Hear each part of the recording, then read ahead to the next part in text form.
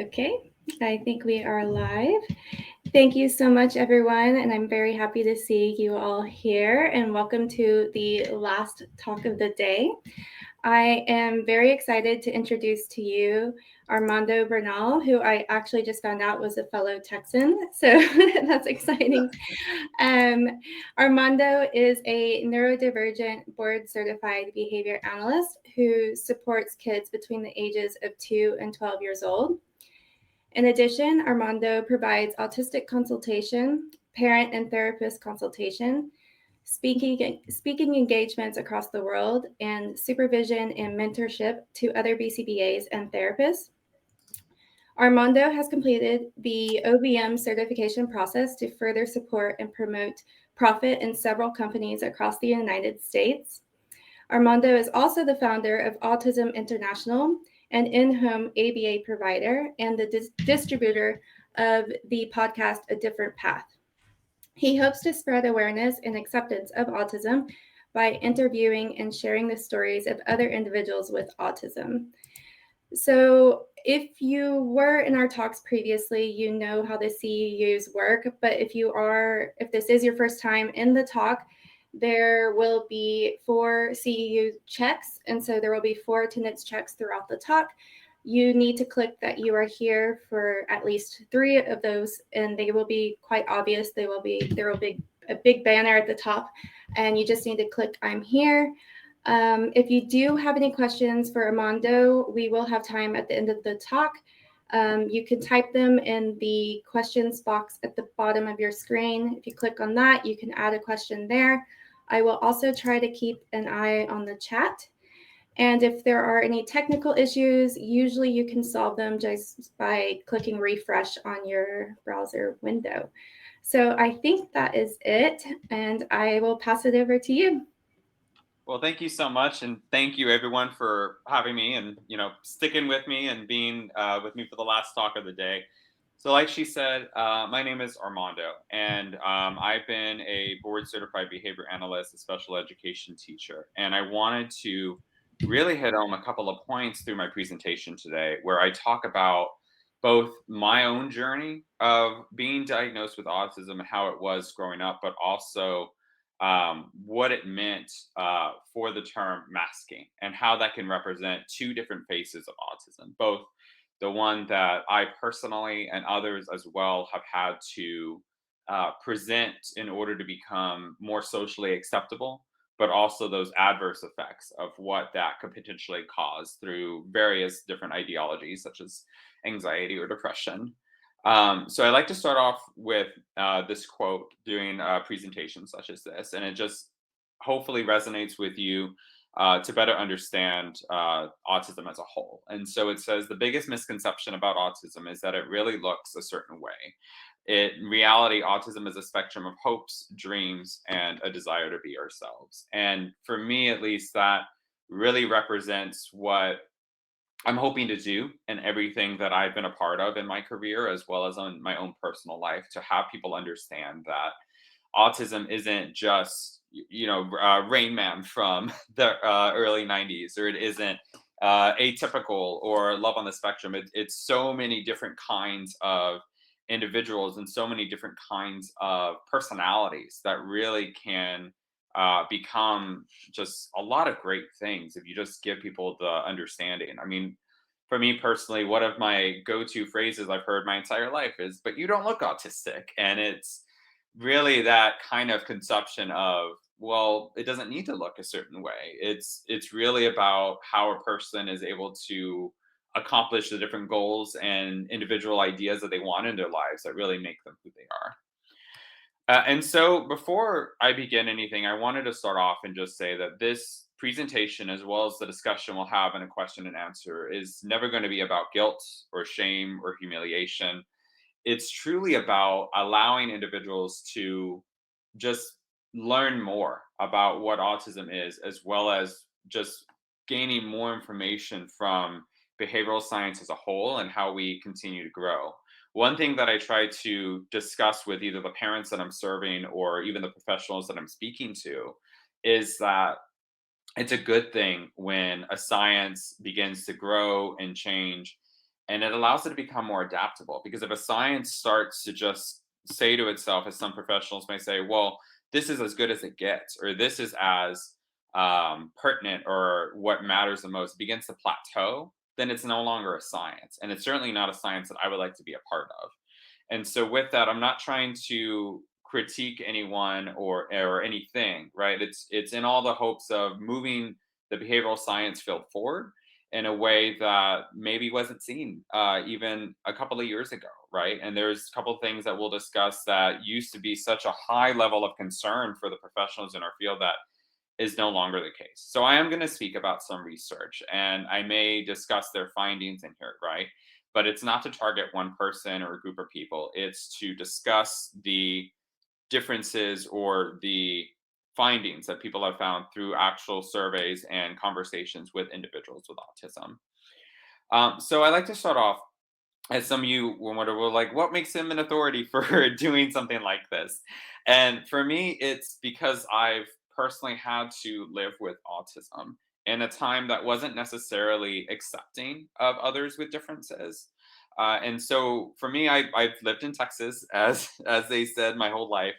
And in the United States, in the early 90s and 2000s, in which I grew up in, diversity wasn't as accepted, nor was autism something that people really knew a whole lot about. I remember hearing a speaker at one time say in the 90s, when he would give a speech, he would say, raise your hand if you know someone with autism. And only a couple of people would raise their hands in the crowd, and it would be likely professionals. And if you go to the same kind of presentation in 2022, you say the same question. Now it turns into, oh, I have a friend with autism, I have a cousin with autism, I have a sister with autism. And everyone is becoming more and more aware of what that is. But for me, I was diagnosed at 3. And doctors told my mother that I might as well learn sign language because I'm never going to be able to speak. And that was just the way of the world. That was the way it was for them.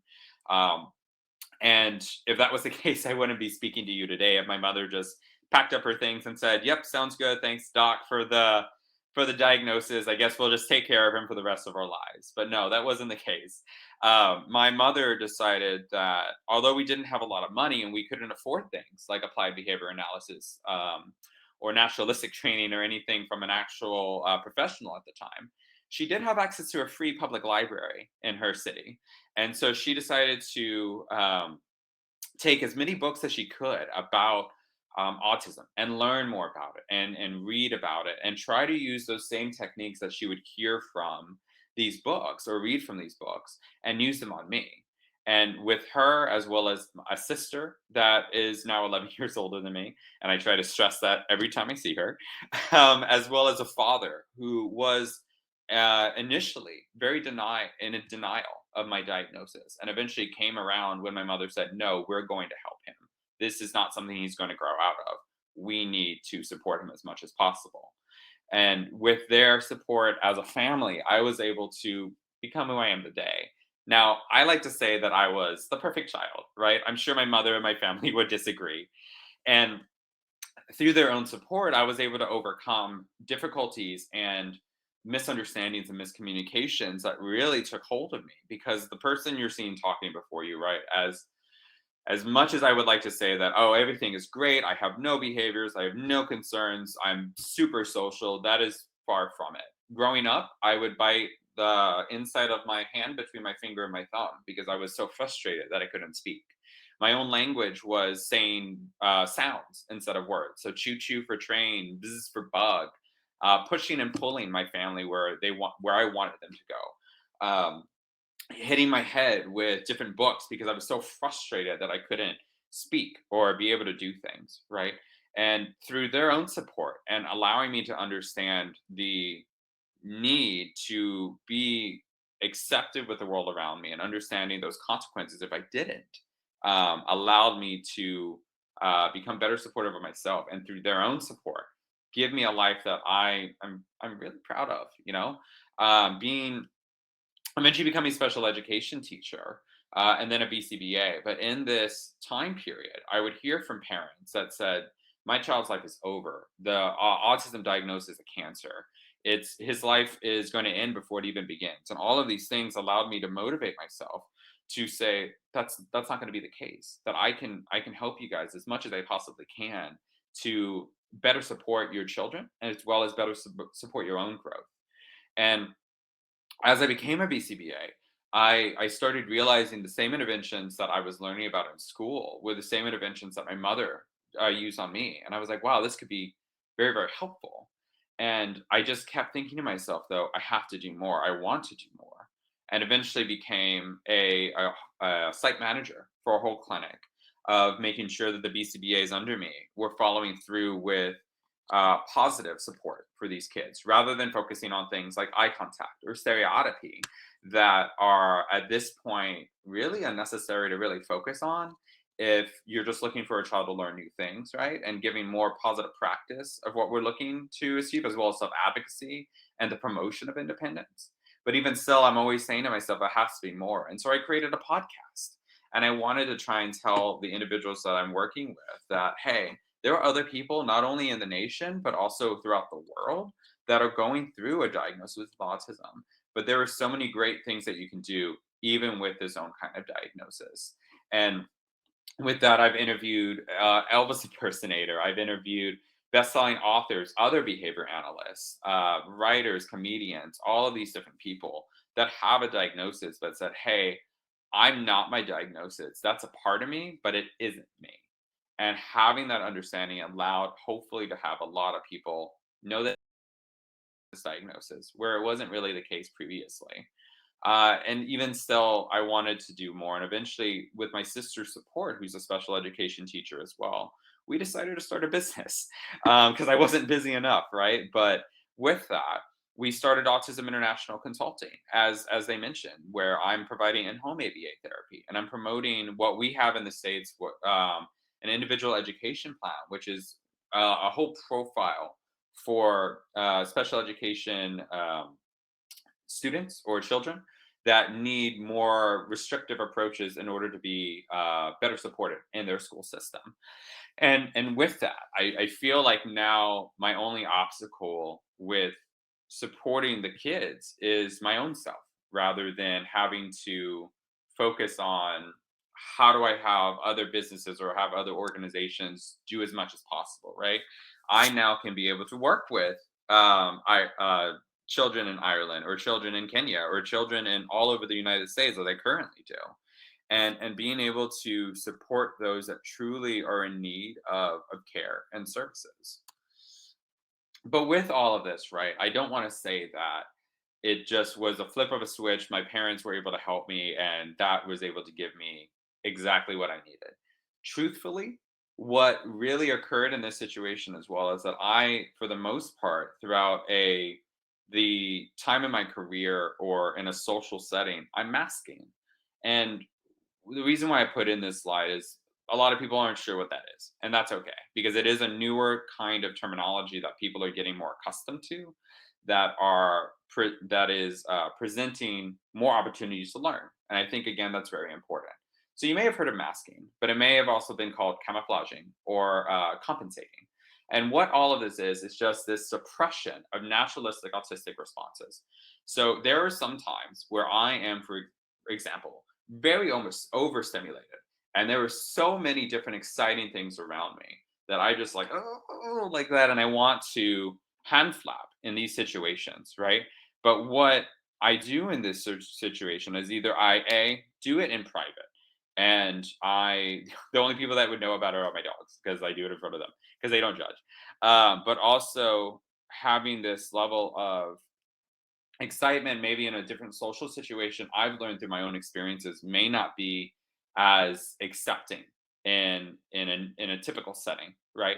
And what happens in these settings is, as I've grown up in my own experiences from again the early 2000s, keep in mind everybody just wanted to be the same, is that you'll get made fun of, or you'll get bullied, or you'll get weird looks if you do these certain situations, right? And for me personally, I have decided that these kind of feelings are not something I would want to be a part of. And so I have learned to suppress these feelings. Is that a very good thing for me to do? Absolutely not, right? But is it what is allowing me to be in a bit more of a successful route in society? Yes, unfortunately, that is so. And I've talked with parents about that. And I've said, as much as we want the world to be accepting of the kids that we are serving, or the kids that are doing certain aspects, right? I want them to be themselves, but I also need them to be accepted in this world, and they need to become more accustomed to the world around them. And it's a give and take. I will be honest with that, and I mind you that, right? But my whole mission is, as long as these children are happy, that's what matters the most to me, and they're doing well, right? But it's these hiding and controlling behaviors. It's rather than hiding it completely and teaching the kids that I'm serving that there are certain times and places that it's allowable, right? That are that is acceptable. And I'll give you another example, because I'm a very open book and transparent. In my life, I get very excited about Christmas presents, right? Who doesn't? But for me, when I get really excited, I do hand flap. And my wife now, who has said, I actually love when you hand flap when I give you something or I take you somewhere, because I know you that I got you a good Christmas present. I took you to a great place, and I'm so happy that I did that. And now it becomes socially acceptable, right? Or if I'm working with children, because I do a lot of early intervention, and these kids are on a swing and they start hand flapping, or they start doing what's called vocal stereotypy, these repetitive sounds or excitements, right? And I tell my therapist, why would we stop this? Because they're having a good time and it's their time, right? There's a difference between working with an individual and hoping that they are going to um, an aspect of what you're trying to teach them, a skill, and then allowing them to promote their own kind of enjoyment, because it is their time. And who are we to really judge that, right? But because of masking and this unfortunate need to do so, that I wish that we didn't have to, it's caused a lot of problems. And if you see on with Hall et al, and I put all of these articles at the end, so feel free to see that later as well. Um, there was potential in late or misdiagnosis in the females with ASD, as they found, is that unfortunately with uh, females or in women with autism, right, there was less of a diagnosis because of the fact that a lot of times the feelings that occur with autism as well are done internally rather than externally. So it's a lot harder to diagnose in those instances because it's not observable. It's something that's within. And so that's been a bit of a problem as well. There's been extensive heightenings of anxiety and depression, as well as high stress and low mood and low self esteem. And from my own personal experience, I have anxiety. I had to go on some pills recently to better support my anxious feelings and understanding how to appropriately cope with these things, right? And understanding that that is just going to be a part of me, but it isn't me. That's not who I am. It's something that I have to deal with. And it's from honesty, and I spoke to my wife about this, funny enough, yesterday, is that I feel like that's probably from this kind of exhaustion of having to do this throughout the day. But I know that if I did certain things that may be a part of these kind of autistic traits, I may not have the job that I do. I may not have a company that is flourishing as I do, right? And it's such a difficult realm that we're in. I mean, the amazing Dr. Fryman, to give him a shout out, he talked about being inside the box and outside of the box, is that we're slowly as a science beginning to move away from the old ways of thinking, but it isn't fast enough. And so as we begin to accept more neurodiversity or more acceptance of the autistic traits, it is also significant to have the people that we're serving understand that they need to learn when it can be, quote unquote, socially acceptable to do certain things. And it's because, unfortunately, through dehumanizing attitudes for autistic individuals that are still highly prevalent, that this occurs. And it's those societal expectations that really play a role in a say self-identity. So another example here is that when I was growing up in middle school and high school, all I wanted to do was fit in. I'm sure a lot of kids feel that way. And in the early 90s and 2000s, it was again, how are you different? Let me find a way that you're different and let me make fun of that in order to really be one of those quote unquote cool kids, right? At least that was my experience. And I wanted to just hide my autism as best as possible. And I didn't, and truth be told, I was just ashamed of it at that time because I didn't really accept who I really was. And it wasn't until college that I started saying, no, I am autistic, that I really started to be a lot happier than what I realized I wasn't in the middle school and high school time. And it wasn't until I was able to really accept who I was that these feelings of, stress of having to keep up who I am all day, every day, at home, not at home, that really began to subside once I began to understand my own self identity.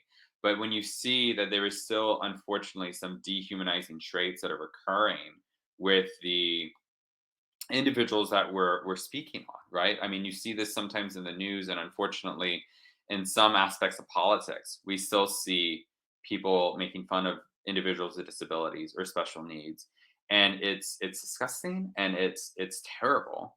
But that just represents exactly what needs to be done in order to change the mindset. There are still people out there that are promoting this difficult mindset that still causes a lot of individuals to want to mask.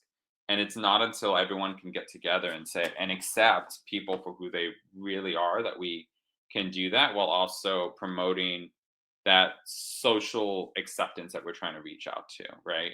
So through that study from Hall again, there was a big survey that was given out. And they were asking people, why is it that you camouflage? What are the motivations? What are your consequences? And I'll give some time to read this, but I would like to point out some things that were said, right? And with the motivations, one thing that really stuck to me was they wanted to either know or be known. That's really where all of this comes together. It comes together with people just wanting to be seen or to be heard or to make friends. And that we're serving, despite any kind of hand flapping or repetitive speech or different kinds of behaviors, really what they're wanting to see is, can I make a friend? Can I have somebody that also understands me? And when we look at this and we see the different kinds of social aspects that we can put children in to hopefully make friends, the need to camouflage or the need to mask can slowly be slipped away and a real face can be seen. I did not know another individual with autism until college. And the only reason why I knew that was because got the social media, Facebook, and found a group online that said that they also had autism. And it was a group of like 20 people. And again, when you think about how many people on Facebook, there's only 20 people in this group.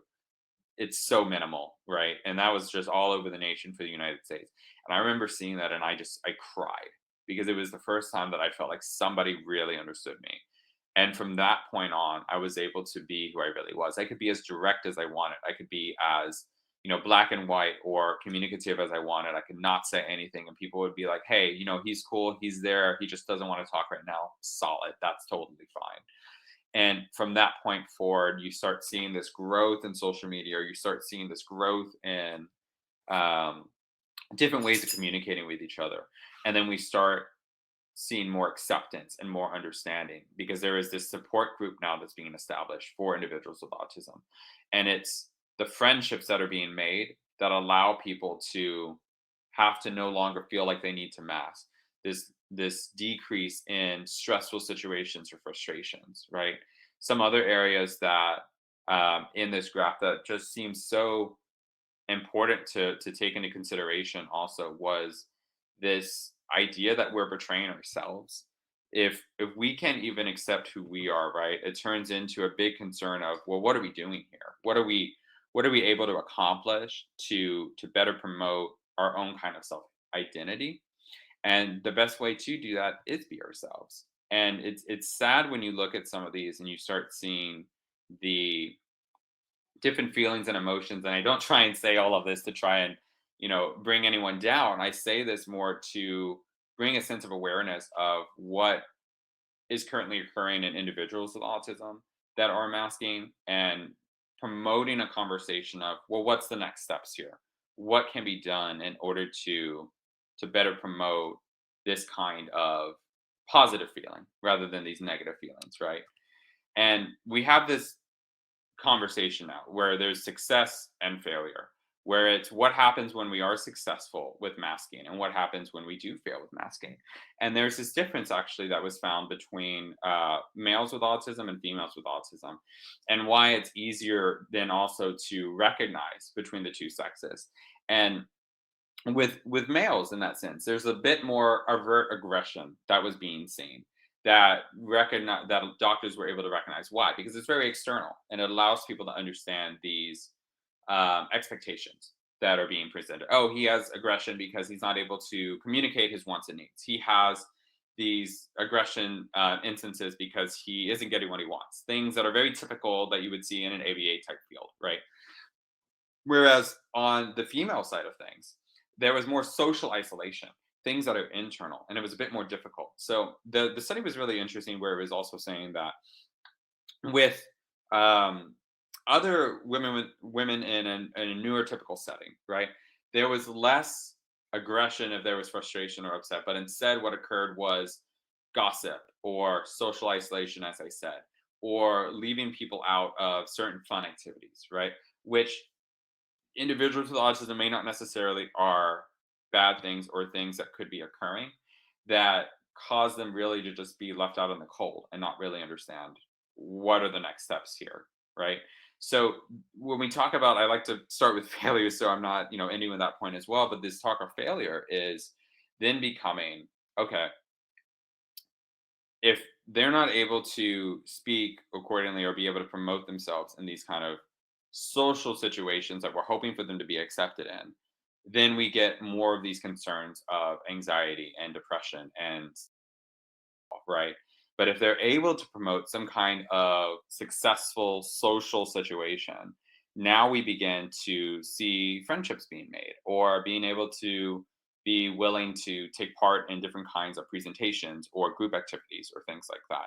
So, as much as the masking is still maintaining a very difficult time to fit in, it also allows opportunities to arise. So now there's this idea of, okay, well, do I mask and get opportunities, or do I take off this mask and potentially get stuck in a sense of social isolation that I don't want to be a part of? And you see this dichotomy of ideas that are being talked about in order to better promote this division that we're trying to restrain ourselves from. So these results of masking, as I talked about, was this lower. They occur typically because there's a lower social and adaptive functioning skill. They're not able to adapt as well. And with my own masking as well, when we see the different things that me personally, I feel like I've been able to do, it starts becoming a concern of, okay, where is this going for me? Why am I even having this feeling of doing this? And there's a prevalence of anxiety and depression that do remain high throughout the transitioning to adulthood. And when we think about why that is, we have this transition occur where it's you're already trying to figure out who you are as a neurotypical individual. And when you add in the diagnosis of autism and you've been trying to struggle with social cues or social expectations, then we become a bit more on the difficult side of understanding where we stand with things. And this idea of having to pretend to not be autistic can erode that self identity, as we have mentioned. And it's pretending in such a way that we forget who we are. And my role in my own company, as well as my role in trying to promote self identity and self advocacy in the kids that I'm serving, allows them to remember that, yes, I have this diagnosis, but it's not everything I am. And I can accomplish so much more despite having a diagnosis. And I'm really good at it, right? And understanding that this thinking of your strengths, thinking of the things that you can accomplish will hopefully promote a sense of positivity that will remind you of who you really are, right? It's when the study was completed, it was determined that camouflaging can be a predictor of psychological distress. And through the psychological distress comes this exhaustion. Some of you may have heard of autistic burnout and what that really is. So, autistic burnout, again, is for those that don't, is just this sense of overall exhaustion at the end of the day of, man, I had to laugh at XYZ joke because so and so said it. And I didn't think it was very funny, but other people did. So I have to do that, right? It's fitting into certain kinds of situations or actions that allow us to do well in the moment, but don't realize the negative impact that it's having on us.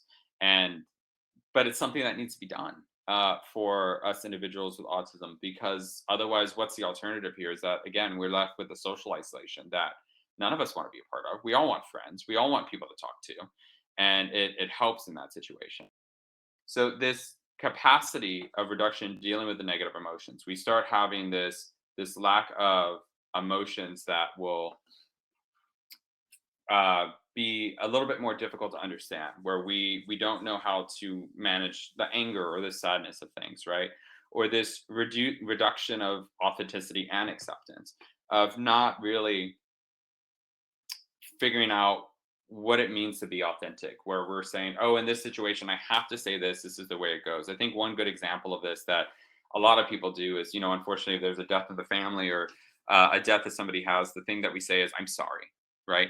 And when you really break that kind of idea down, is, well, what is it that you're sorry for? You didn't cause the death, unfortunately, right? Or you didn't do that. Or the one thing that we do in a situation when you first start talking to somebody is, hey, how are you doing? And your response is usually, I'm okay, or I'm good, thanks for asking, how are you?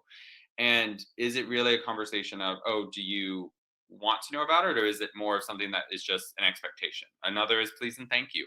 All of these things that are something that is an expectation is not very well understood by other individuals with autism. But we know that we have to do these things or say these things in order to be a little bit more accepted, right? And one of the hardest things, and I promise this will be the last thing that is difficult to speak. The idea, and this is just a trigger of it of unaliving, is the idea of suicidality, that it can lead to that, and it's very difficult to accept. But it's the way that we're currently headed with some of these masking alternatives. If someone isn't being appropriately checked on or appropriately spoken to, or has somebody that they can turn to, it can be very difficult. And so again, it was spoken of earlier, is if you see somebody that you don't know their story, or you don't know what's going on with them truly, then the next step for you is going to say, how can I help you? Are you okay? What is it that you need in this moment? How can I help you grow? How can I support you?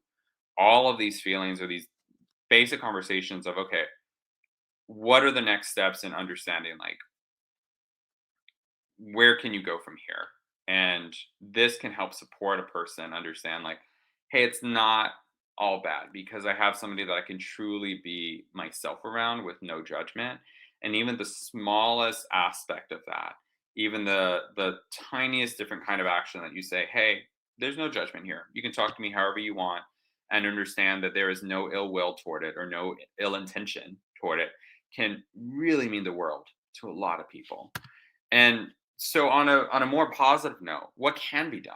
What can be done in both the fields of ABA and now acceptance and commitment therapy is a very increasing area of study and growth that allow us to better understand how we can promote success. And for those that don't know the differences, I just did a very quick chart between the two, where ABA, applied behavior analysis, is just that focus of providing patients with behavioral skills and prerequisite skills. There's a BCBA like myself, or RBTs, and there's an overall plan to better support the kids that we are serving, right? It focuses on social and daily living skills.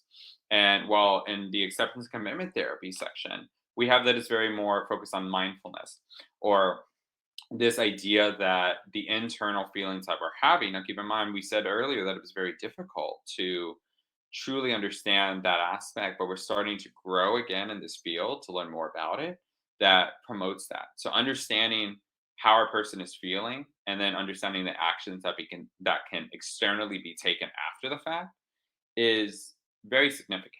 So the idea behind it is, imagine being lost in the middle of nowhere. What are your steps here? You begin to say, okay, well, I can call for help, or I can walk to a mile to the gas station, or I can do XYZ to get some assistance, right? So that's the physical or the external portion. Now, the internal portion is, imagine being in an anxiety episode or a depression episode. The steps taken there is to figure out solutions that can better promote what you're talking about, and better promote the idea that there can be this success as we continue forward, right? So we use our minds to help us, And then we stop our minds from preventing us from making such positive choices where we have this anxiety and these depressions. And it's truly helped me through my own anxiety episodes where I'm so exhausted from masking, or I'm so exhausted from better understanding my own self and saying, how can I promote positive practice and allow myself to be more of who I am? And for instance, for me, it was more about being open and honest, about saying that I value transparency and communication. And because I was able to replace these feelings of I need to hide who I am, or I need to hide my own feelings, and replace it with I can communicate, I can be transparent with how I'm feeling, or say, hey, actually, I need to take a minute. This is a lot for me.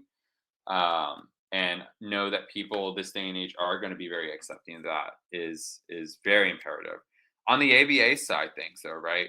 That true for me is always about promoting these baseline skills, these prerequisite skills that allow an individual to understand how to appropriately promote a feeling of self identity and acceptance. Because where does some of this come from? This idea of masking comes from not truly knowing what to do in certain situations. I don't know how to respond in XYZ social situation. I don't know how to make a conversation. I don't know how to promote certain skills, or I don't know how to understand my strengths and weaknesses, and how do I get better from that. But through ABA, through this behavioral science terminology and this practice, we begin to see positive change in the people that we're serving, because it promotes the self-advocacy that we're looking for, but it also promotes the skills that are needed in order to be successful in a day-to-day lifestyle, right? If we can look at a child at 2 and think about, yes, you're 2, but what about 12? What about 22? And know that they've accomplished any skill that we think that they would need at that certain age, then I'd say it's been a pretty good job. And I'd say that it's the same for that individual, of the individual taking on this kind of science and can say to themselves, okay, I really want to learn how to talk with people, and it's so hard for me. But having that support group, like I had my family, or another person may have their own guardian or their own parent, then it turns into, okay, I have somebody I can turn to. So when things are dumb or stupid, or I don't get it, I can tell them that, and they can understand, hey, that's okay. This is what it really means. And for me personally, that's usually my sister. I love my mother, but it's always just been my sister in that sense. It's probably why I started a company with her. But with my sister, it was always like, I don't understand why I need to do XYZ. This is so ridiculous. And she would calm me down in these situations and say, hey, that's okay. This is why we're doing these things, and making it a bit more black and white for me allowed me to better understand why these expectations are happening. And again, that let me lower my anxiety, or let me lower this feeling of needing the mask all the time, because I knew that I could trust her with how I really felt. Or I knew that I could trust my wife with how I really felt in certain situations. Say, look, I really don't want to do this because this is so ridiculous, or this is so silly. And being that transparent person um, allowed me to do such a thing. And when we think about, let's start initially with the ABA aspect, and we think about what can be done to um, better promote the field. It's exactly what we're doing now. It's moving away from eye contact being significant. It's moving away from stereotypy being significant, and moving toward a more naturalistic play approach, or a more naturalistic setting where the kids are able to play with each other and give time to both learn from their peers as well as possibly fail, and know that they have that therapist or that BCBA to turn to and say, like, hey, it's okay, this is how we can promote this, right? And continue forward with that. So when we talk about the ABA too, it's important for, because I think we have some parents on here as well, it's very important to just find somebody in the field that is willing to listen to you and understand that your child is an individual, that they may not like everything that is going on, or they may not like the different kinds of practices that are, quote unquote, significant for them. But either A, showing them why it's important, or B, allowing them to participate in a more naturalistic way can better promote this and lower that feeling of needing to mask, right? Whereas in the acceptance commitment therapy, this is a bit more of those higher independent individuals that can understand and accept, hey, this is actually an anxiety episode for me. This is how I can resolve this episode. And as the role for those that are looking to support this and looking to support those that they are really trying to see become successful, the best thing that can possibly be done in a situation where masking is a struggle is to let them know that they can be their true selves around you, that they can be who they really need to be, in order to just become more accepted, right? And there's this model that was presented with the acceptance and commitment therapy, where it was called the hexaflex model. And you see that there's different components of it that are significant for an individual's growth as well as for a person to really become promoted in their own well-being, right? And through that we have this acceptance as well as this willingness. So acceptance, yes, being accepting of who a person is and allowing them to understand their own self-identity. That's the initial step that we can do in order to lower these defenses that occur during masking and say, hey, I accept you for who you are. But then promoting that same kind of feeling for that person and say, now you need to accept who you are as well. So much like myself, when I was younger and I was, 10, 11, 12, and I was like, this isn't who I am. And I'm not autistic. I'm not XYZ. There's no way. And I just want to be friends with the people here and I don't want them to know any of my weaknesses. Right. And helping a person understand that they don't need to be that way, that they can just be this person and say, like, hey, this is me. And if you don't like it, deal with it. That is hopefully in a less direct way, in a more positive way. Right. But being able to accept that, I think, is going to be aspect for themselves.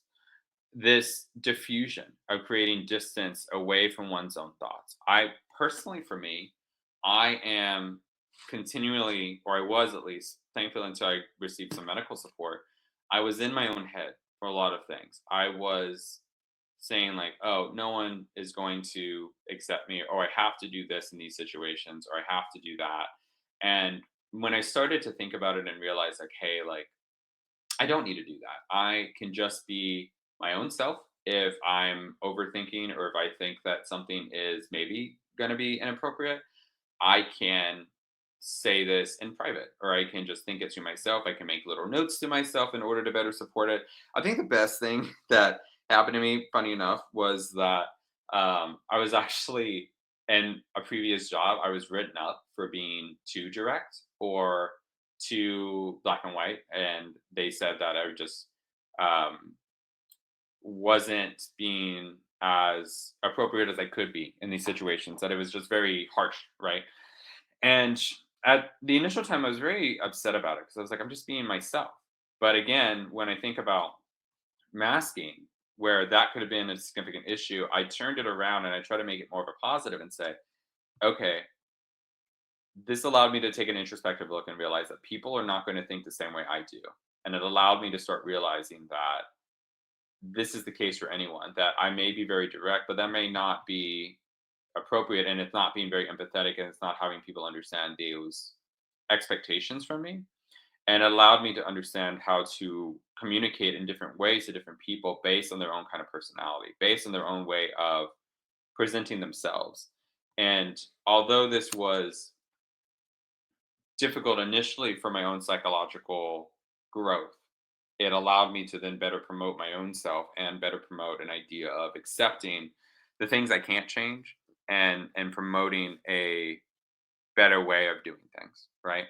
And then more importantly, focusing on the happiness that is presented to you and focusing on the good things that are in front of you. And instead of saying that, okay, this is it, there's nothing more and I'm not going to be able to do more, being able to accept, like, wow, so many great things have happened, and understanding that these things that I was worried about with my own kind of masking are not as significant because of how much I've been able to find the support and the love and the care from the people that are surrounding me.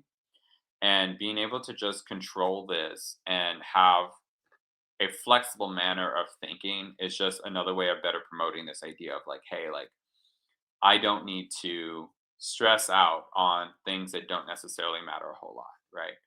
And being able to then develop myself as an observer and looking at my own actions of masking and evaluating for my own self, hey, is this important, or is this really going to make a difference in a social setting? And if I say no, it's not going to make a difference in a social setting, then that means that I can be more of myself.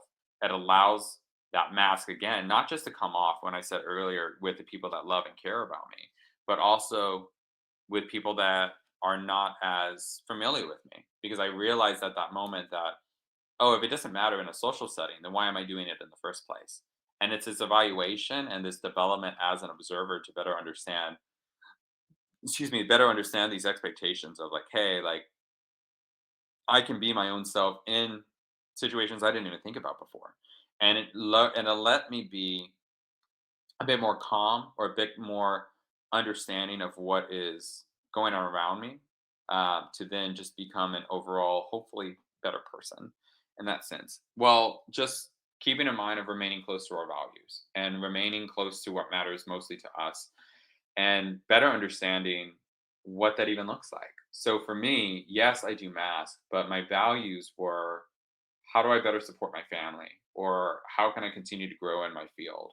And how do I allow others to grow in this field as well? And the best way that I could have possibly done that was by promoting myself in a way that accepted my own autism, accepted my own masking, and openly speak about these things, and openly want to take questions, or be willing to understand other points of view that don't necessarily agree with me, because it allowed me to say, hey, these are the things I stand by, these are the things I know, and I want to be proud, and making sure that I'm not straying away from those things through like behavioral drift and other aspects, um, is so imperative. And if I'm able to remain close to my values and continue to grow myself both in this field as well as a person, then that allows me to eventually meet people like you guys, and people that are willing to listen and willing to learn from other individuals with autism, whether it's me or other people. I think that's what really remains significant. And if you're able to do all of these things, and you see how each of these things has been connected to one or the other, you can go from acceptance to contact, or you go to diffusion to acceptance, and so on and so on.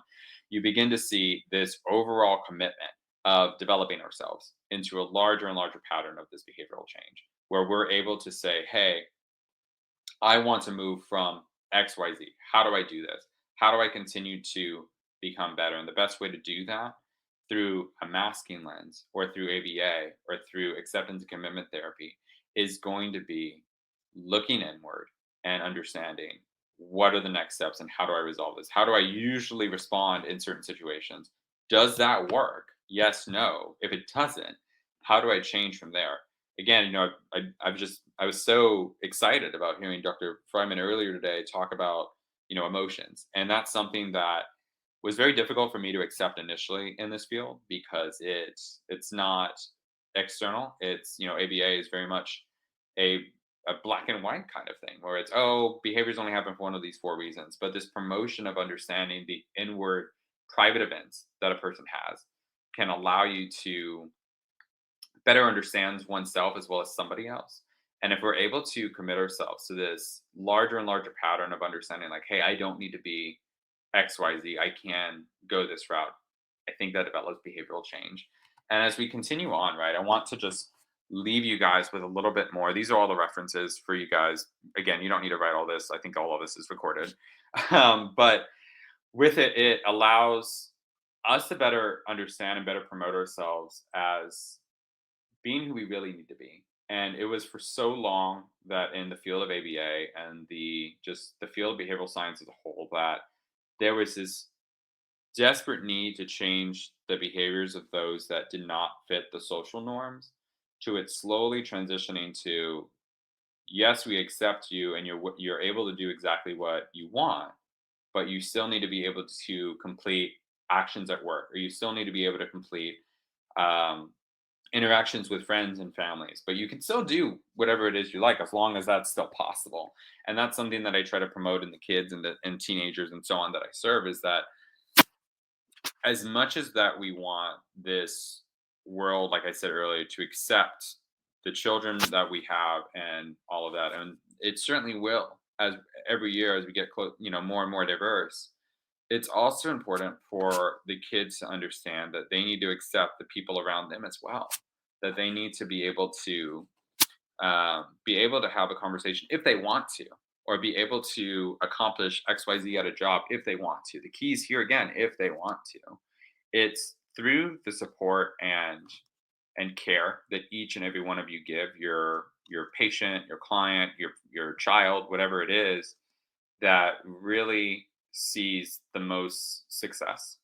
And with that, I'll leave you guys with this, that I always say this in my presentations, that all of you are going above and beyond as it is to go to these kind of conferences or to go to these kind of presentations, because it really shows how much you care about the success and the welfare of those that are neurodiverse. So it truly is an honor to be with each of you today, and it's something that I was very excited about. So I hope that this was very helpful, and it's something that you all have enjoyed. I have some contact information. I can put some of it also in the chat after I get out of this presentation. But this QR code here, that goes directly to my website. So it's a lot easier. I know we like doing that now. So, but yeah, but you can also follow me on Facebook, Instagram, as well as I have my email and again, I truly do thank all of you guys for being a part of this. So thank you. And I guess now it's questions and answers. So Yeah. Well, thank you so much for that, and for sharing with us your lived experience with autism and masking, and for being so open about it. And I definitely think you brought up some important points about masking that I think can sometimes be overlooked by neurotypicals, especially like those who are working with people on the spectrum. But yeah, I found your talk very fascinating, and I'm sure others did as well. We did have one question from Kelly Ann. She wanted to know, how do you respond to people who have ASD who refute ABA and say that it is abusive? yeah, no, I actually really, it's funny. It does come up, and I'm really glad. I have two sides of it, where on one side, people are saying, you're such an inspiration, really great job for, being where you are. And then on the other side, I have people that say, how could you ever be a part of this? This is terrible, right? And to that I say that there are always going to be people that are not providing positive practice, whether that's an ABA or as a doctor or as a lawyer or whatever it is, right? But I think what's important when you look for the positives in ABA is you really need to look at that child. And is that child laughing, smiling? Are they seeing improvement? Are they happy? Right. And if Mhm. you can see that, then I would say that that's something to promote as ABA. And it's something that is important. I always welcome the feedback of like ABA is, abuse or whatever it is, right? But to that question, I then say, what examples do you have to present that, right? What is that? How are you comparing it to that? And if they have XYZ comparison, like, oh, well, this BCBA I knew back then, right? Although they should be honored and respected, these individuals with autism that are saying this, right? It's also important that this is very anecdotal, that this is a Mhm. one BCBA person. It's not every BCBA in the world that is presenting this way. We have some Mhm. BCBAs that are unfortunately doing, electroshock therapy or other terrible things, right? But we have other BCBAs that are promoting feeding in a child that only ate veggie chips for 7 years of his life. We are having BCBAs that are promoting communication, because that child really wants to say "I love you" to his mom, but he's just not able to. Mhm. And if you bring about anecdotal stories like this, obviously, yes, I totally understand them. But I hope that the people that I'm talking to in those moments are keeping in mind that not everyone in the field is like that, and it's because of universities like you guys, or other areas of promotional growth, that it's showing that ABA is not what it was 20, 30 years ago, that there is a large crowd that is looking to become more accepting of those with neurodiversity, and much more allowing them to speak of their own accord, much like this, to better promote that.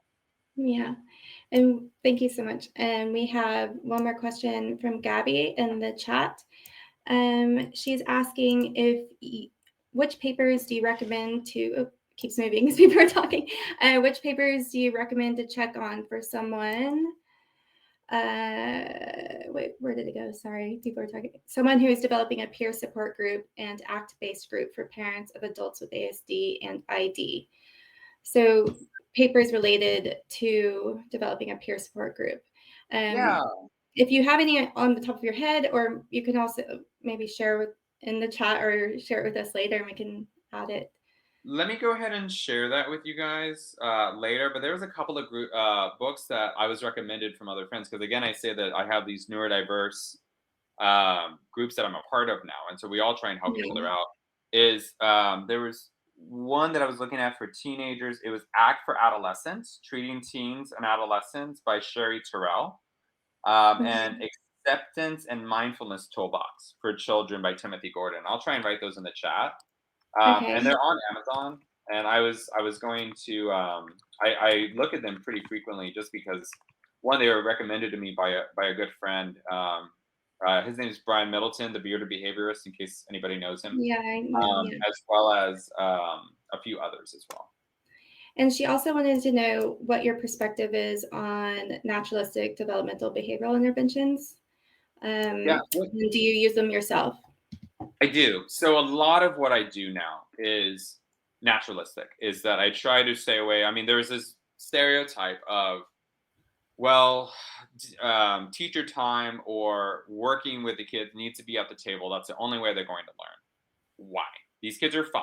These kids are 3 years old. And so a lot of what we're doing is play-based. A lot of it is going to be naturalistic. And I even do that with my teenagers as well, where yes, I'll give them models of social situations, but I'll see if we can go into a community-based setting and see how they respond in contrived opportunities. And contrived opportunities, I mean, like, if then I'll take him or her to an art studio and see if there's a way for that kid to promote conversation with somebody, because we practiced it, right? Or if it's not going really well, right? Then maybe I'll do something a bit professional and say, hey, can I talk to you for a minute? Just like something very natural, and give some advice or some pep talk and try again, right? It's something that's very safe and protected.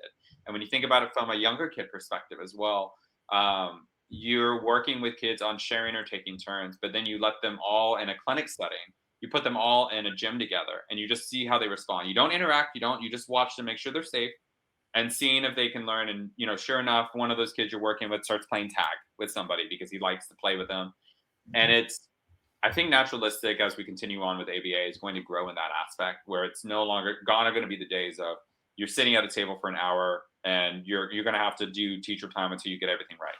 No, there's a time to do that appropriately, because when you think about social situations, why is that significant to sit at a table? Because schools need you to sit at the table. It's those situations are accepting, right? But to learn real skills and be able to generalize it out, you're going to need these naturalistic settings to better promote that. And it's so important to me, both because I'm a BCBA and a special ed teacher, to understand where is all of this going. I don't want to see this kid at home all the time. I don't want to see this kid in a clinic all the time. How am I doing my job to get them back into a school setting or with their own neurotypical peers? How am I doing my job to get them back there? And what is the process to do that, right? So as soon as I'm able to do that, then I feel like I've done my job. Yeah. Okay. Well, thank you so much. I don't know if there's any more chat questions. No, I think that is everyone's questions. But thank you so much again for coming.